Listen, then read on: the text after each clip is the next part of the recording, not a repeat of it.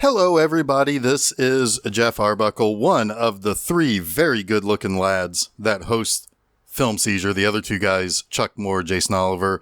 Unfortunately, they're not here with me right now to kind of introduce this very special episode, which is exactly what I wanted to do. I wanted to kind of give a little bit of a story and a little bit of background because this is a slightly different episode than I think anything we've ever done before. Even when you go all the way back to the beginning when Jason and I had a very different type of show than what we do now, especially since Chuck joined us over 100 episodes ago now, I think, almost. So about a week before the pop culture convention, Indy PopCon, was scheduled to have their 2022 weekend, I got a message from Brandon Peters, host of the Brandon Peters Show. I have been on his show before. If you haven't listened to it, I definitely recommend it. He's a great guy. He's a great podcaster. He has a very funny sense of humor, and he's a very pleasant chat when you are, at least from my experience of being on his show. But he let me know that he was doing the programming for the live podcast stage at PopCon this year. And Indy PopCon is something that for the better part of the last 6-7 years or so have had live podcast happening during the course of the weekend. And he said that he was looking for some more quality entertainment and wanted to know if we wanted to do one of our shows, whether it was an episode of Film Seizure or if it was an episode of Monster Mondays.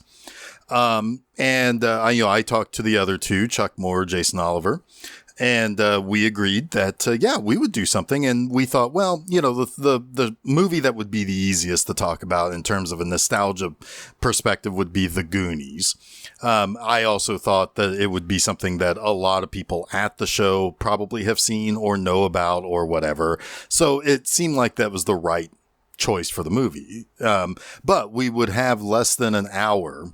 We would only have about 45 or 50 minutes to do our show. So we had to kind of do something slightly different. Now, if this was something that we had planned to do from the very beginning, we would have prepared for this slightly differently. We probably would have even gone through dry runs with each other. So this episode may be a little hit and miss. It may be something to your liking. It may not be what you would expect from Film Seizure.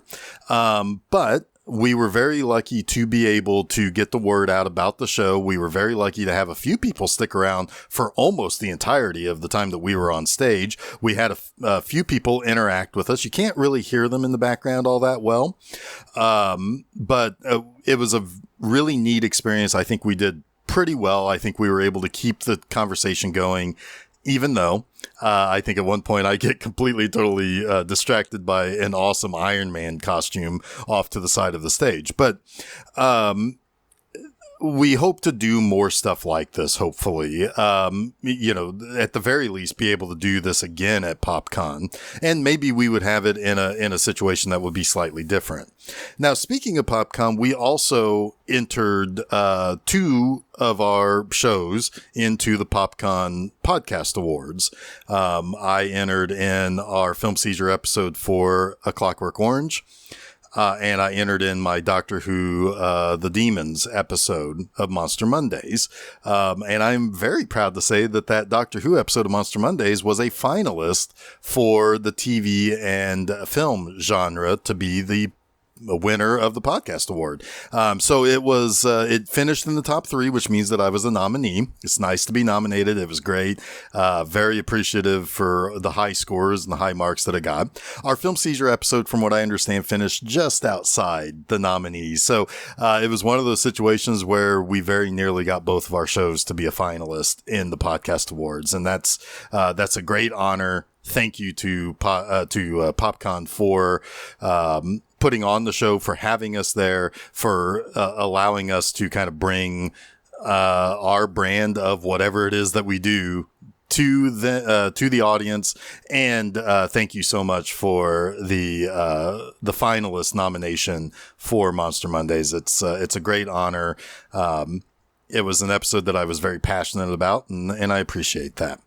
All right, so I've almost been going on for now 5 whole minutes here. I'm going to wrap things up by saying I'm going to play our theme song. You're going to hear Brandon introduce us, and hopefully you enjoy this kind of slightly different episode of Film Seizure, and something that we hope that we get to do even more of, and maybe in the future even be really good at.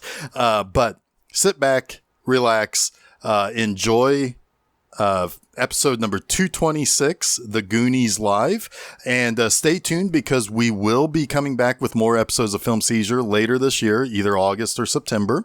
You can still listen to Monster Mondays every Monday. All of our stuff is available wherever it is that you listen to us, whether it's SoundCloud or the website or Google or Apple or wherever it is that you go to listen to your podcast. And hopefully you enjoy this, and see you at another time. And hopefully in the future, we'll see you actually at PopCon. Thank you.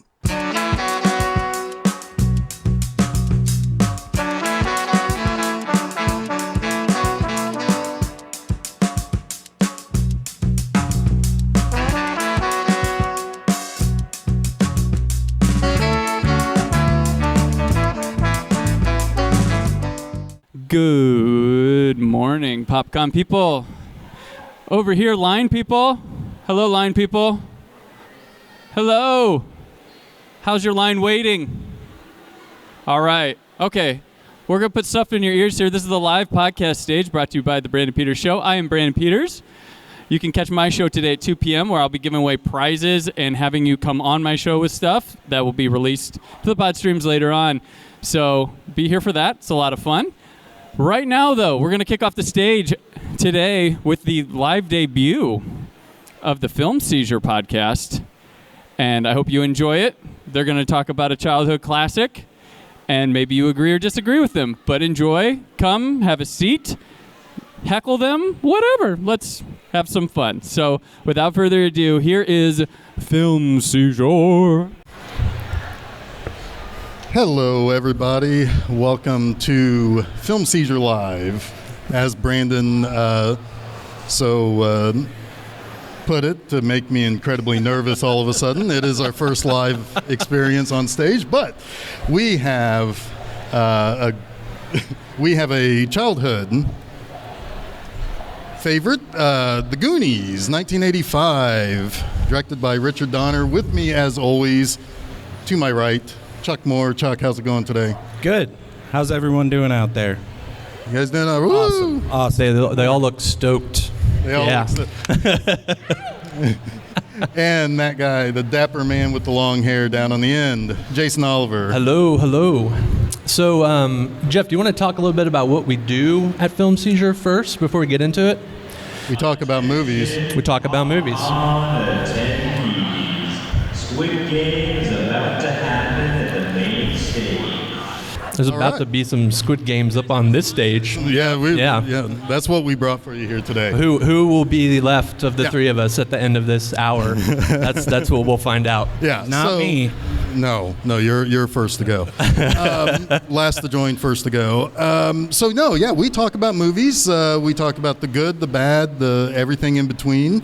We mostly try to focus on our nostalgia, and one of the things about nostalgia is you get movies like The Goonies. So, you want to add anything to that, Jason? No, that's a good summary. We like to kind of talk about movies that we loved growing up, but also new movies that we discover or we bring to one another. And we figured for our first live event, The Goonies would be a good pick. It really hits a lot of the topics that we like to delve into as far as movies that we loved growing up and why, and even maybe how our opinions have changed over time. So we usually kind of like hit an episode beat by beat and talk about the movie from start to finish, but we might mix that up a little bit today. Everybody's seen The Goonies, right? You guys have all seen The Goonies. Any fans of The Goonies out there? I hope. Yeah, got a few. Yeah, all right. Awesome. So we're just going to kind of talk about maybe our personal experience with the movie, and what we love about it, and yeah. So okay. Well, I think the one person up here on stage who probably likes this movie the most is this man in the middle. Yeah, I mean, it's a huge part of my life, really. I've been watching this probably yearly or more than yearly since I was like 8 years old. It immediately draws you in. It has one of those beginnings that's just amazing to watch. It introduces you to all the characters, what they're like, and you're just off and running, like basically like a bullet. They know what they're doing to start this film. Yeah, that's a good point. Watching it again the other night, it truly does set up every single character in the movie right from the jump. And you get an idea of their personality and who they are and kind of what they're about. And it's a kind of a wide cast of characters, right? So it just in that one scene with the car chase, the jailbreak and the car chase, you meet your entire cast of characters. It's about 5 to 10 minutes. You're in the movie and you feel like they're already your friends. There's just something relatable about every single one of them in a different way. Even the Fratellis? Even the Fratellis are my best. They're my best friends. Yeah, they were my friends. Yeah. One of the things I like the most about this movie is, which is funny because it's like my nostalgia for this movie actually has very little to do about the movie itself. It's kind of weird because I don't dislike this movie. I like this movie a lot. I grew up with it and whatnot, but it's the one movie that, it's like when I think of Goonies, I think of two things. One, it takes place someplace in the Pacific Northwest, and it looks drab and dreary, which sets up the whole storyline with what everybody's dealing with. But the thing that I think about the most is the NES game, The Goonies 2. That is my favorite NES game, and I know some people don't like it because it is hard. If you don't have a map, you're screwed in that game. But I loved it because the 8-bit rendition of the theme song and of the music is like kind of stuck in my head forever. Is it good enough? It's good enough. Good enough? All right. For you? It's good enough for me. Okay. I don't even know if I ever played the Goonies game. I was too busy dying over and over again in Kid Icarus, I think. Oh, that's another one of my favorites. Yeah, I don't remember playing the game either. I do remember the first time I saw this movie, though, and it wasn't in the theater. This movie would have come out when I was 5 or 6, so I was a little young to see it in a theater. But I did remember. I remember there was a party like after. I don't exactly remember what it was. It was a gathering of like my parents' friends and all their children, and it was kind of like a picnic at somebody's house, and a bunch of kids were watching it on VHS in the living room, and I sat down and watched it with them, and I was just enthralled. I was probably maybe 7. It was probably a couple years into home video release, which was this movie was a massive home video rental / retail. I think it was the sort of mid 80s really was the VHS explosion, and this was at the forefront of that for sure. Every kid, every friend you had a copy of this on VHS, and me included eventually. And it's one of those movies that your friends will come over for a slumber party and just put it in and watch it, and you might just keep it on loop the whole night, right? Oh yeah, it's a 24-hour film for sure.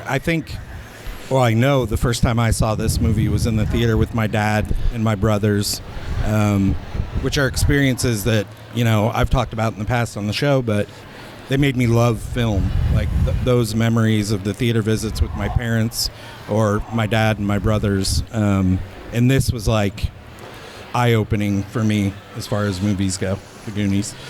Now, you've shown this to your kids, right? Constantly. Yeah, I've been cramming it down their throats for probably 10 years. Probably too early. The first time they watched it, they didn't really get it. Like, they hadn't had bike adventures. They hadn't done those things that kind of draw you in this film. So, hell, I don't know if they've had a bike adventure yet. Times have changed, right, since the 80s. What were the movies that they watched on repeat when they were 10?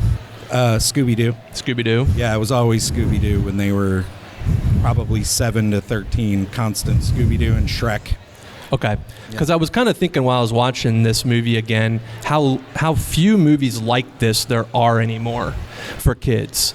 The most movies, that target sort of that youth audience are animation anymore.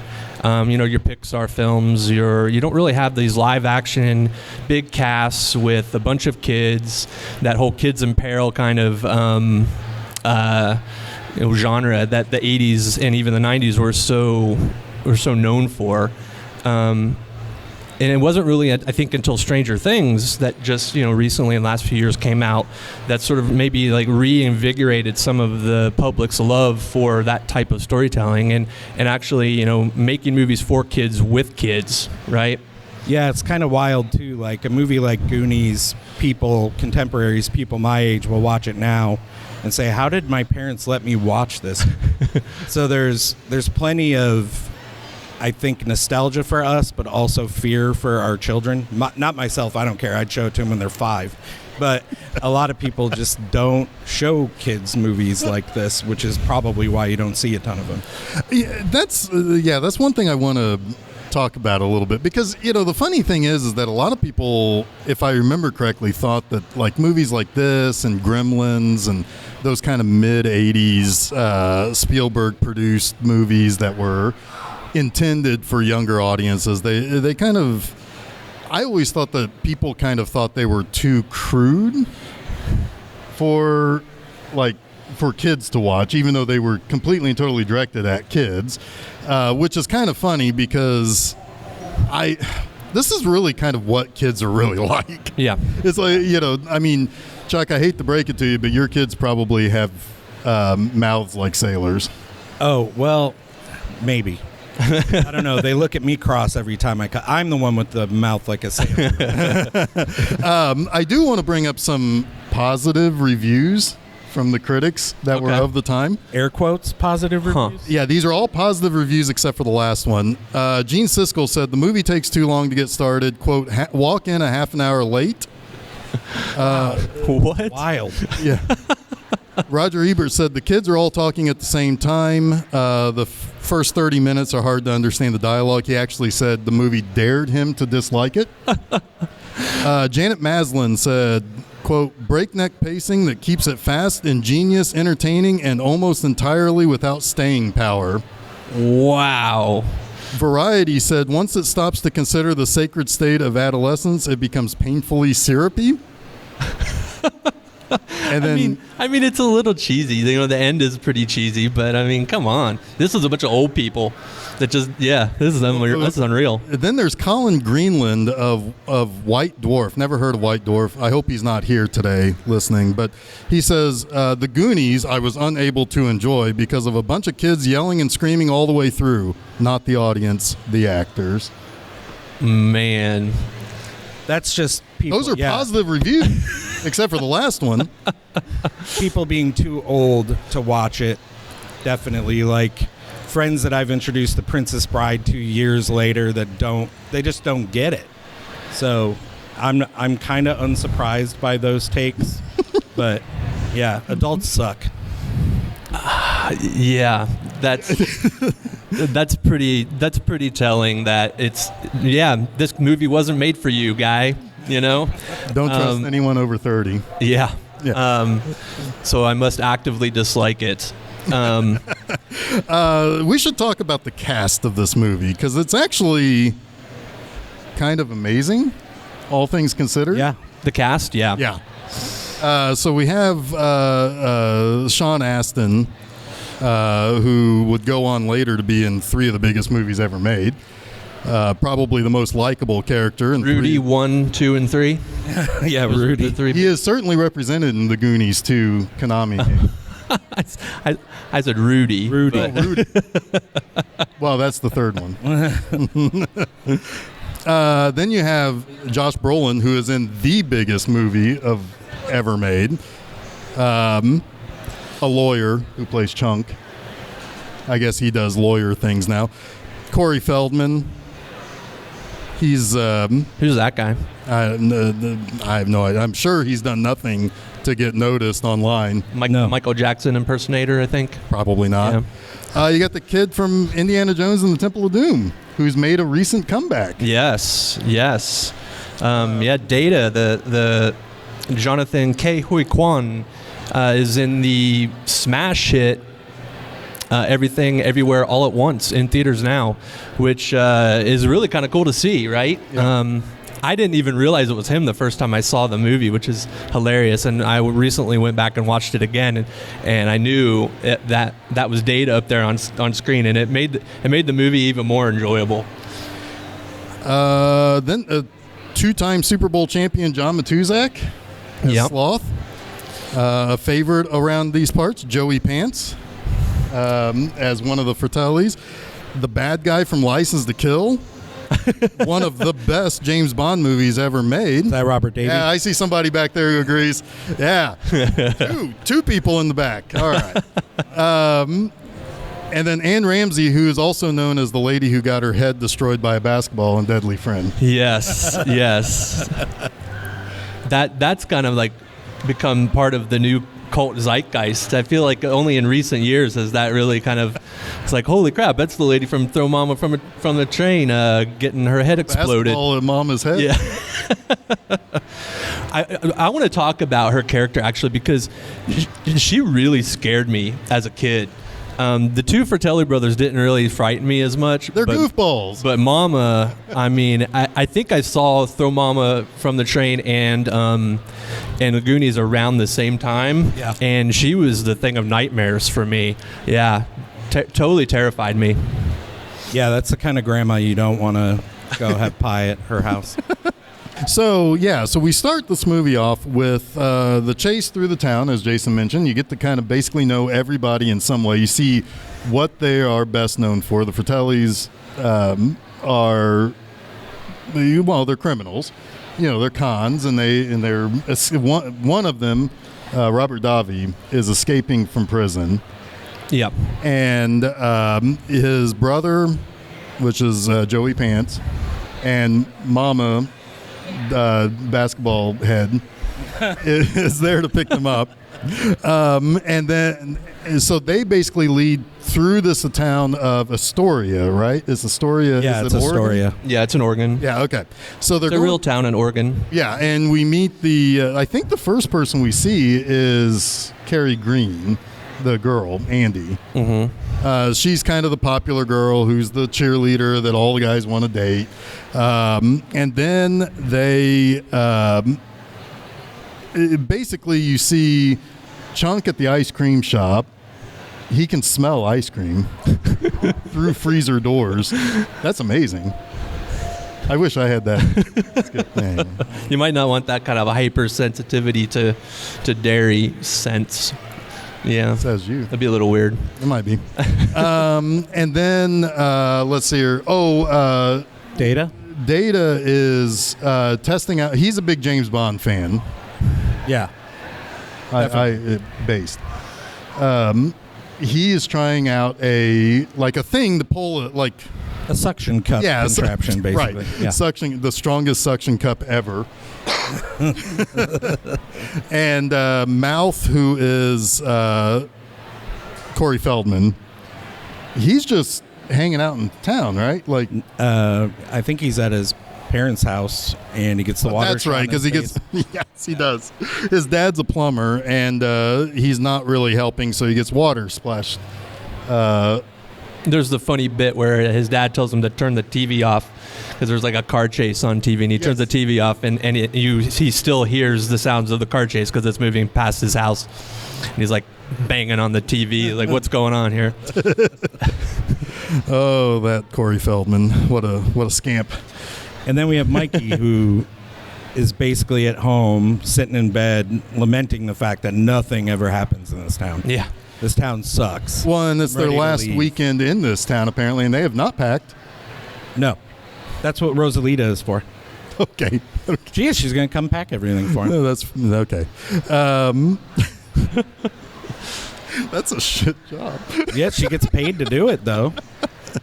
All right. So, and then Brand, who is Josh Brolin, He's just working out. He's just doing the workout thing like all teenage guys did in the 80s. Yeah. I specifically remember my brothers in his the full 80s. sweatsuit outfit and a headband. He's trying to impress Andy. Yeah. So yeah, your basic story here. You know, you've always seen the movie, but you've got the rich guy in town wants to tear down houses in this one neighborhood of Astoria to expand the country club, and they're going to foreclose on the house. Unless they come up with money at a certain point in time. Of course, they're going to come up with the money, but how they come up with the money is the crux of the story. It's you know, sort of this coming of age arc where you have these kids who kind of find themselves, find their voices, find their way in the world together through friendship. And at the end of the day, they also, you know, save their home, and they get to live in their house and continue on their journey of growing up together. But you know, it's like this adventure film that you just don't see as much anymore. These I don't know what it is about. Like maybe it's directors don't want to work with the younger children talent anymore, or they just don't want to write for them. No, I don't. I mean, I don't know. I think it's. I think people get queasy around the idea of the kids in danger subgenre. Yeah, which is very much an '80s thing. I mean, because when you started having things like, you know, latchkey kids and stuff like that, kids were getting out more by themselves more often, and they were doing those types of adventurous things. Like, you know, it's like my parents were divorced, and my mom worked at night, so she slept during the day. I spent most of the day out of the house with friends, went on adventures like that, things that kids probably should not do, but it was a very common thing of the time, and I just think that the times changed. Yeah, that's a good point. Kids don't really have that free range, free roaming opportunity anymore. Like, I don't know about your kids, Chuck, but they probably just stay in like the neighborhood, right? Yeah, don't indict me here, but I'm one of those parents that grew up free reign. Yeah. And then now I'm hypersensitive to everything that's going on around me.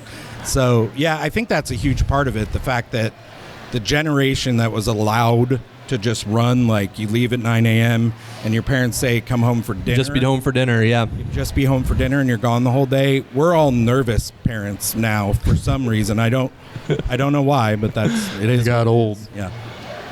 What's that? I said you got old. Yeah, we did get old. Yeah. Shame. I think that some of the nature of neighborhoods have changed too, right? I mean, the explosion of suburbia, I think, has also kind of created sort of these safer, in air quotes, you know, environments where kids can just kind of stay a little more self-contained, and it's just a bike ride 3 cul-de-sacs over to get to your buddy's house. You know, it's not, you don't have to. For me, you know, I had to ride my bike down several hills, pedal up hills. I had to, you know, ride my bike about 4 miles to get to my buddy's house, and I had to cross major intersections to do so. It's just not like that anymore. No, and kids have a lot more avenues of entertainment. As much as we don't like it, they have their iPods, their iPads, their gaming systems. We had to look for adventure. I mean, we were the Goonies. We had to look for adventure. Kids these days don't have to leave their bed to find something fun to do. I mean, you had legit, like, front page headline Goonie adventures when you were a kid. You found, what, a live grenade once? Yeah, we found a grenade with no pin in it in the Niagara River. This is funny. We took it, put it in my backpack, and rode it. We're dumb kids. We were the Goonies, right? Did you put it down like the one kid's pants? No, we put it bike or something. We put it under the culvert of the driveway of my friend's house and said, "Don't tell anyone." And of course, he told his parents. They called the cops. They blew it up over the Niagara River. We were on the front page of the newspaper the next day. So yeah. My favorite part of that story, though, is that you weren't supposed to be hanging out with your best friend Jeff Bowe because he was a bad influence, and you got busted because your picture was in the paper with him. Yeah, my uncle called, well, not my picture, but my uncle called the next day, and he's like, hey, you found a grenade. And I'm like, what? How did you know this? And, yeah, my name was next to Jeff's name in the newspaper, so that summer sucked. Well, but you found a grenade. I mean, No more Goonie adventures for you that summer. Yeah, no more Goonie adventure. would you say that was an explosive summer? Yes, I would.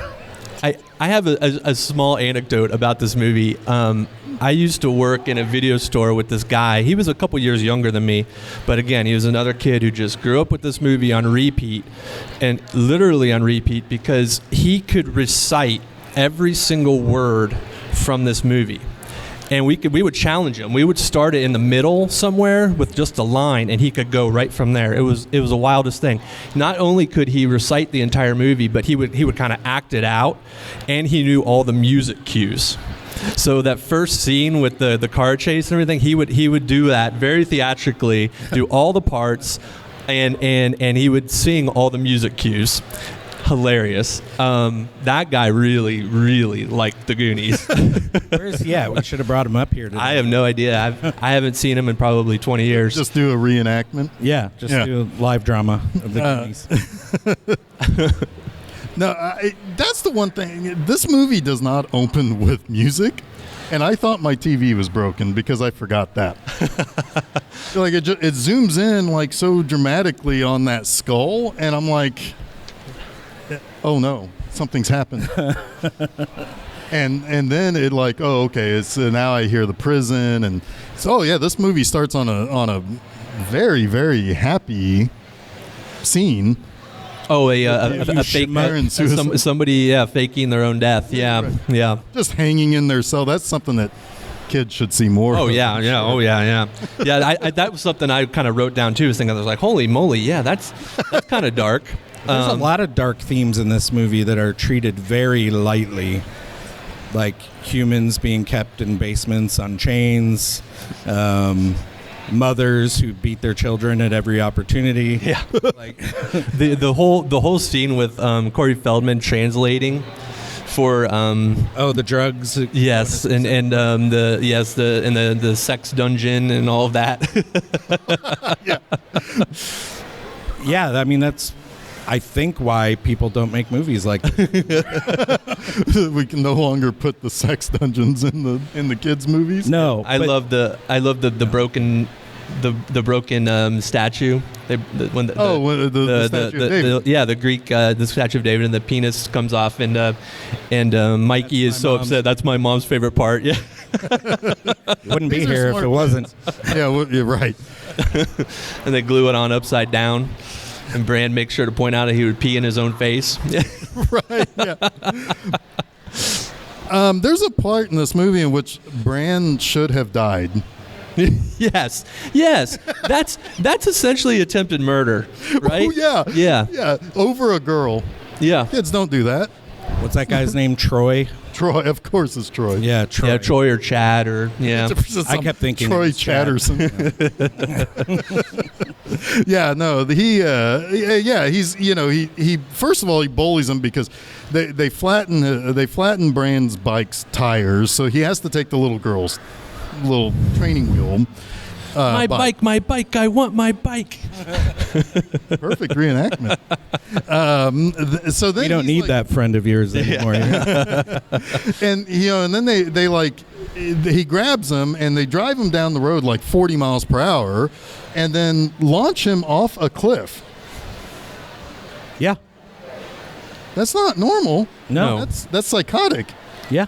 Okay. Yeah, that Wanted to make sure. Brand should have at least have broken something, and broken everything. And yeah, that Troy would be in prison. Prison? Yeah. Well, no, he's the son of the rich guy. That's true. Evil businessman. Yeah. So why are they out there? They found a map. There's some. Yeah, you talk a little bit about old Chester Copperpot. Chester Copperpot.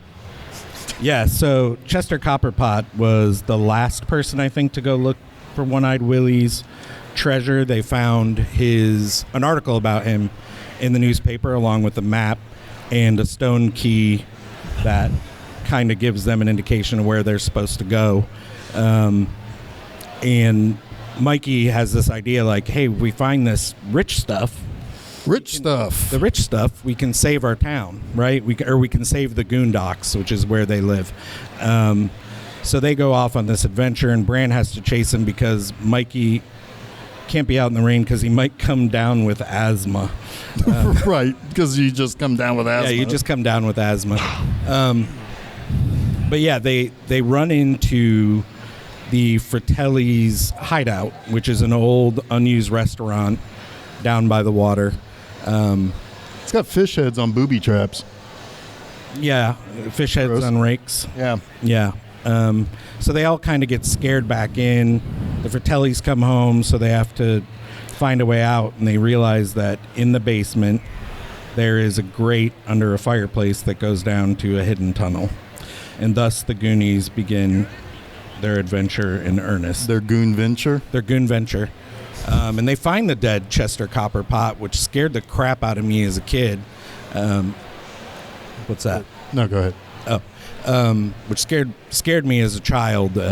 We have this dead body under a rock, but Mikey realizes at this time that, hey, we made it as far as Chester Copperpot. Yeah.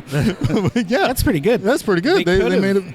They could have probably left with the Lou Gehrig card and saved their city or their little town area anyway. That card's probably worth, the Lou Gehrig card, yeah. probably worth $140,000. Yeah.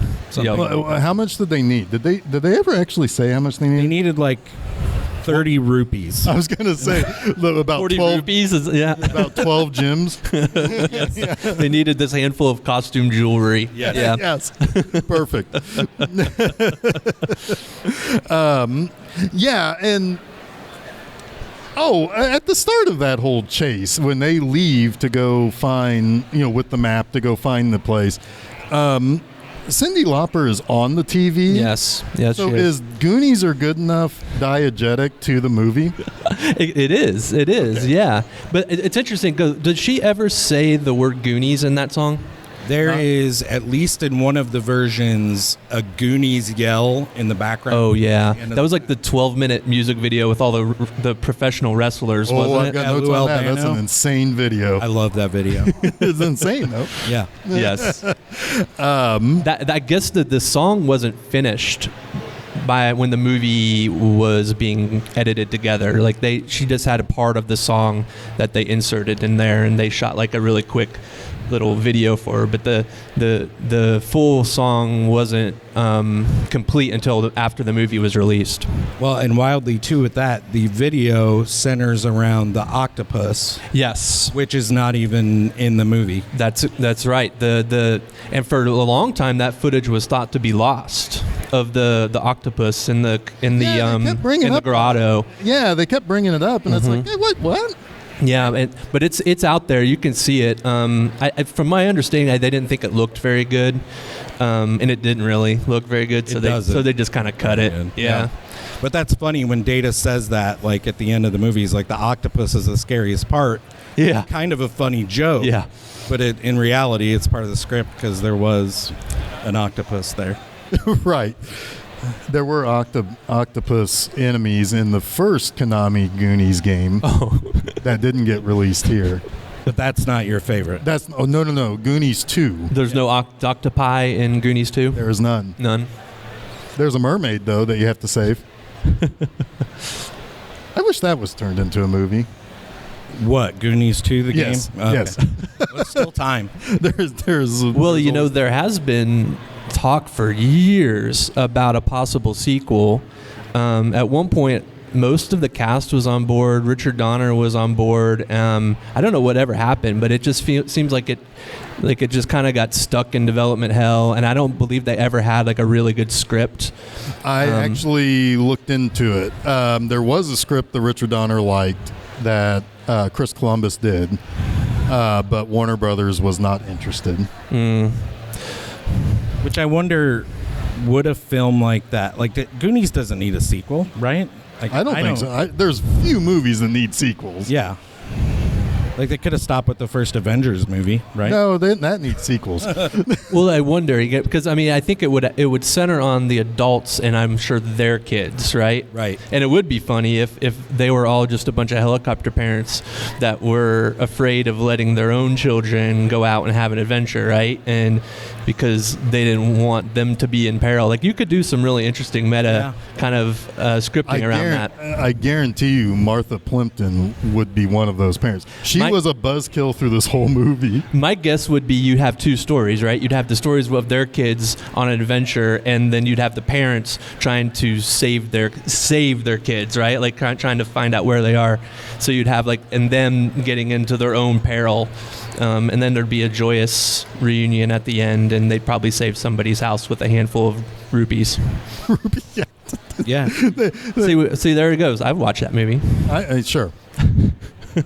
Well, and we live in the time where nostalgia is king. So never root out never root against a possible sequel 30, 40 years later. But then you got Then Sean you would have the Astin grandkid. in Stranger Things, right? Well, yeah, that's Bob. That's the thing. It's like I don't know. Because if you wait too long now, you might as well just remake it. Yeah. Not do a sequel. But then a remake is going to get the internet mad. It would be heavily scrutinized by me. Yeah, my feeling was just make a Goonies movie, but don't call it a Goonies movie, You mean Stranger Things? Yeah, Okay. essentially. Yeah, then we've solved it. Yep. It's already been Good done. work, everybody. We can go home now. Yeah. All right. So, just a couple of things that I wanted. Let's talk about that Cyndi Lauper song and that video.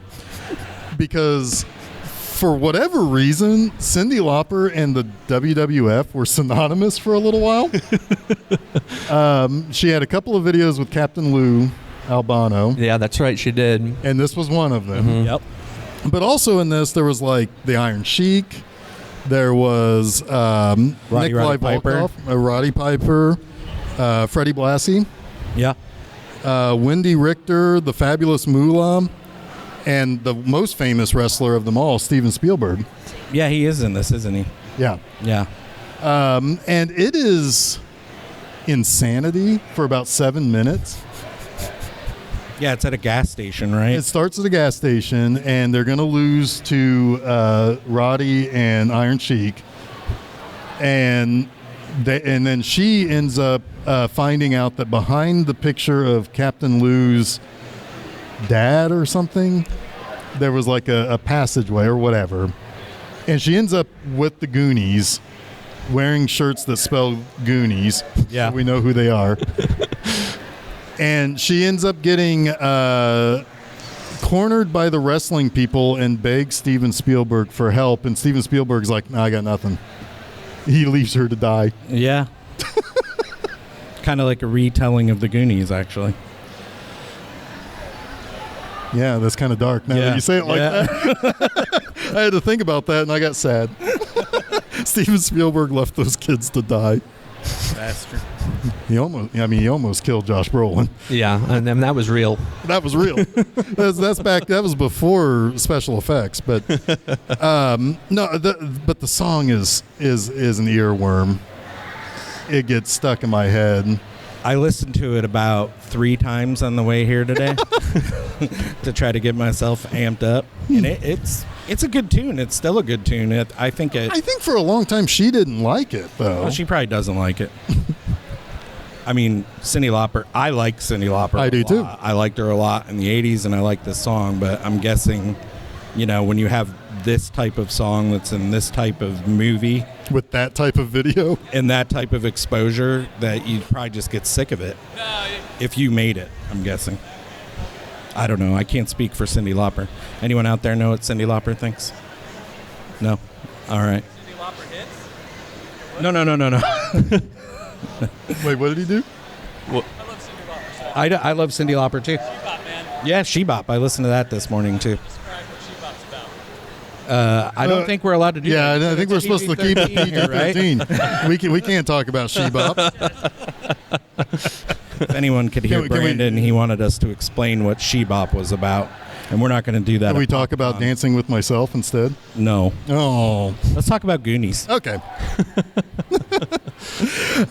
Yeah, so, I mean, I don't know. I've pretty much gotten to the end of my notes. Who else got anything? Well, we've still got about 15 minutes here, Jeff, so... We do. I'm trying to think... Oh, I know one scene. I love the scene with the skeleton piano. Yeah, Play the Bones. Play the Bones. Oh, yeah. And I love the idea, because that, I mean, this is probably one of the earliest, I mean, I talked about the Goonies video games, but in a way, this is kind of like a early version of a movie that is basically a video game. You know, there are certain things that they have to do to get past. I mean, there are obstacles. There are levels. Yeah, there's levels that they have to progress through. And this is one where it's like, you got to do something. And if you don't do it right, the floor falls around you and you die. God, Yeah, these people should be dead. Yeah. Well, you know, it's also Indiana Jones, but with kids. Yeah, that was another thing. Take Indy out and just put, 8 kids in instead. If you pile those 8 kids on top of each other, Yes. you could put and then put a fedora on it. Yeah. right. You have Indiana Jones. I'm surprised they didn't do that to beat one of the levels in this. Right? It's like, Data and Chunk have to like stand on top of each other. Yeah. And they're arguing all the way through. But yeah, it is. It's there's all the they have to go. They like you said, they have they meet little mile markers. They have to solve puzzles and traps and get past the booby traps and reach their objective, right? Which is find a treasure at the end. It's very Indiana Jones. And I guess obviously it's based on a story by Steven Spielberg, and he was very present on set, I guess. Right. Him and Richard Donner kind of co-directed this more than... A little bit of a poltergeist. It's a little bit of a poltergeist situation, yeah. I think Spielberg obviously had a lot of love for this story and couldn't really allow Richard Donner free reign. Right. But I don't think it was acrimonious. I think that they worked pretty well together on set.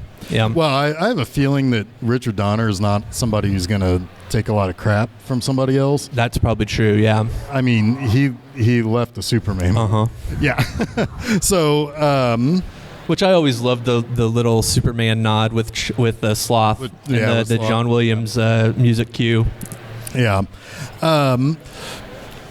If there's one piece of advice that I would have for any kid who goes on an adventure like this, you take that wishing well money.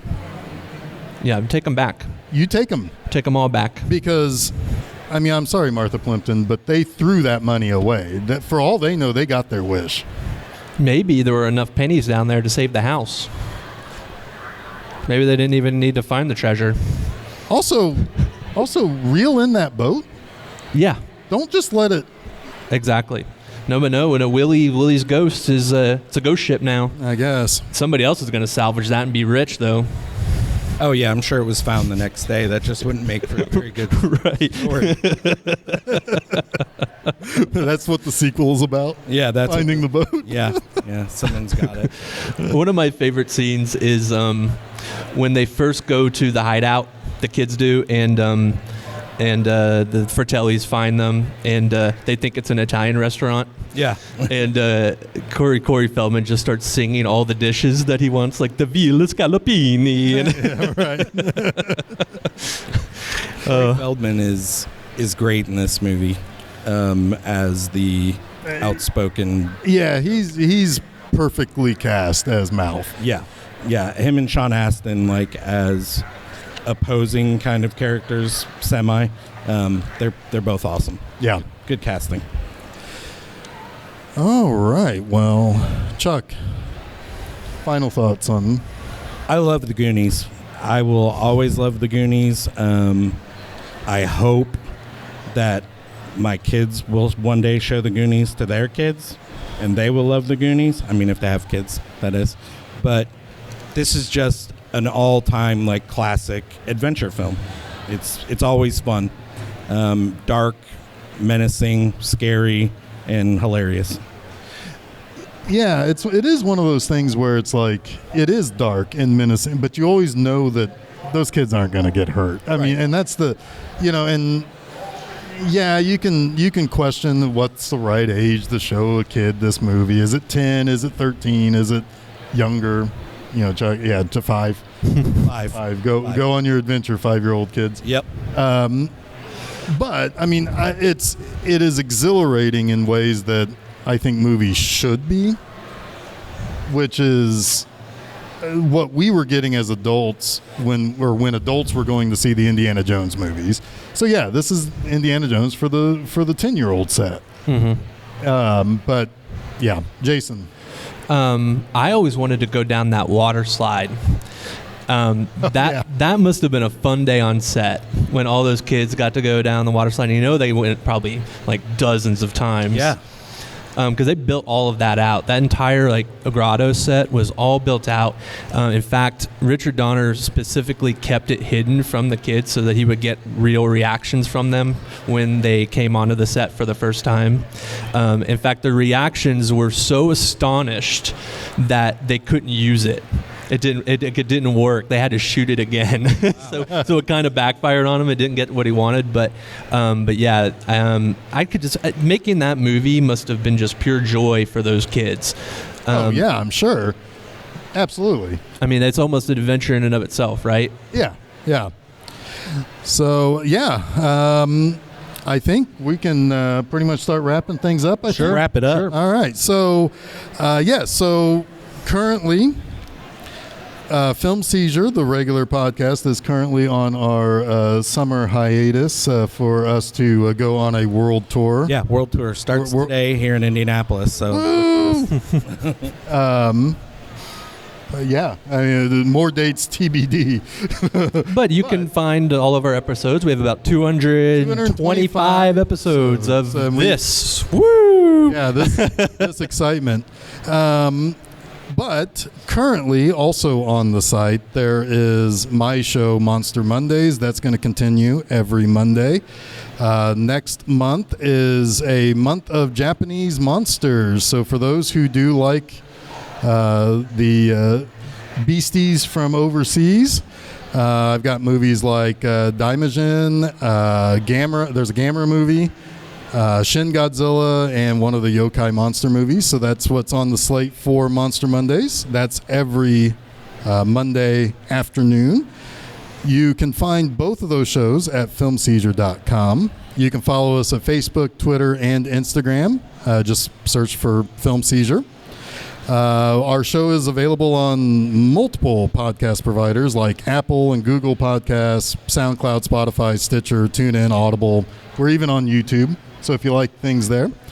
And every now and then we get some recent movie reviews out there too. I've been kind of doing that to help fill in some of our hiatus. So anyway, go over to filmseizure.com, check out numerous episodes hopefully, and we hope you've enjoyed this. I am Jeff Arbuckle. I'm Chunk Moore. I'm Jason Oliver, and you have been listening to Film Seizure. All right, so there it is, our first ever live performance, and this just happened on June 4th, 2022 at Indy PopCon 2022. Like I said at the start, a little bit different. I think there are some things we would definitely do a different way or do a slightly different way to approach this type of thing, but like I said, I hope we get to do this again in the future. And thank you to Brandon. Thank you to PopCon. Thank you to everybody who had us. Thank you for all the people who judged our show in the podcast awards. And I'm going to wear that podcast award finalist for that Monster Mondays episode like a badge of honor. It's wonderful to be nominated, and maybe next time one of our shows will take home the prize. But again, thank you to everybody who's been listening. Thank you for those people who have been listening to us for these 225 episodes up till this opportunity. Like I said at the start, stay tuned. We will be back later this year, but like I was saying also in the live recording and at the beginning, Monster Mondays is still available every Monday afternoon. That's not going anywhere, not taking any breaks from that. And I am doing some additional reviews of new movies to kind of help fill in some of the gaps where we don't have our regular Film Seizure episodes. If there's anything that I would recommend that you take a listen to, definitely take a listen to my Doctor Strange and the Multiverse of Madness review. I talk a little bit about not only that movie or the show and the show WandaVision from Disney Plus, but I also talk about George Perez, who, for those people who've been listening since the start of Film Seizure, I reference quite often. And it was I talk a little bit about his passing and stuff like that. I also recommend, just listen to all of our stuff. And hopefully, if you are new because you heard us at PopCon, welcome. Hopefully you like what we have to say. We've certainly grown. We've certainly become better over the years. And we hope that we continue to entertain you. But again, thank you so much. I will see you every Monday at filmseizure.com and all the places that you can listen to our podcast when I do the next episode of Monster Mondays, and Film Seizure will be back a little bit later this summer. Thank you so much.